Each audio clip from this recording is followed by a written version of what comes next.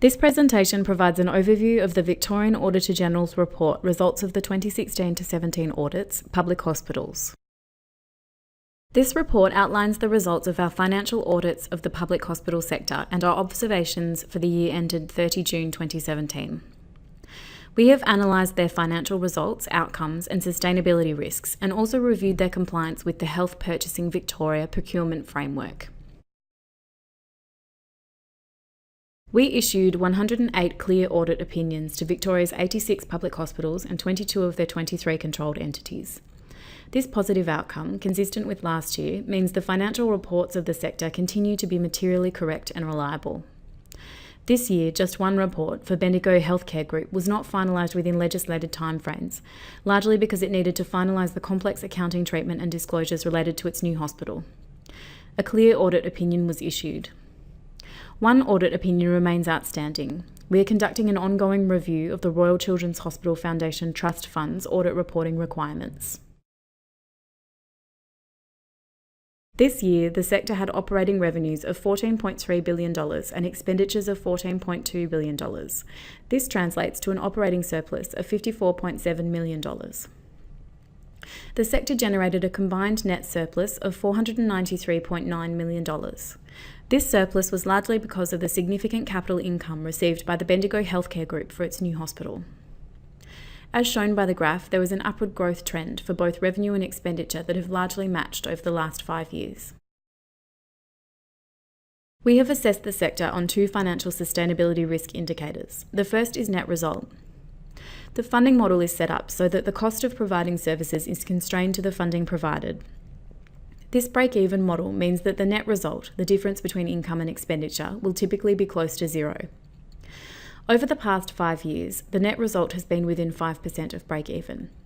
This indicates that the funding model is operating as intended and the sector is working within its means. The average net result indicator across the past 5 years is 0.57%. Although this is positive, results can vary considerably between hospitals. The results are shown in the graph on this slide. In 2016-17, 55 public hospitals nearly broke even, but 20 hospitals generated a deficit of more than 5% of revenue. The high positive of the regional hospital was due to the capital funding received by Bendigo Healthcare Group for its new hospital.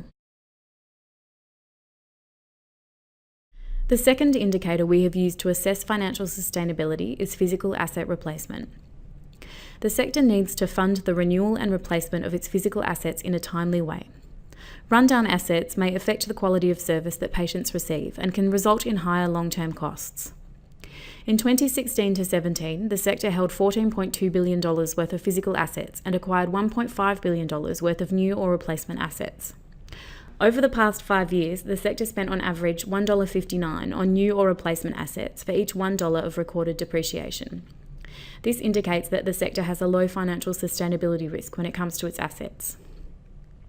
This ratio includes all asset additions and does not separately identify the costs of replacement of assets. We are seeking and collecting additional data that will address this in future reports.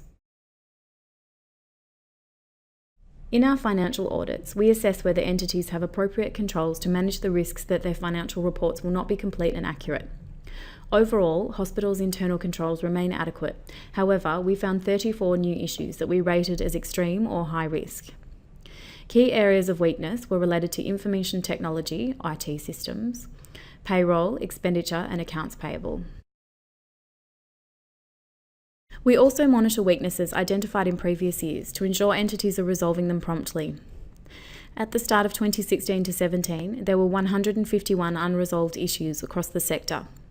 During the year, hospitals resolved 69% of these, but there are still 47 prior year issues unresolved, with 7 of these considered high risk. The graph shows the breakdown of unresolved issues by area. This year, public hospitals spent $2.3 billion on supplies and consumables. Due to the large volume of similar types of items purchased by different hospitals, savings can be made through collective purchasing arrangements.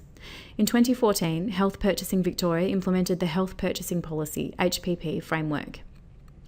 We assessed whether the 76 affected hospitals complied with each of the 5 HPP framework policies.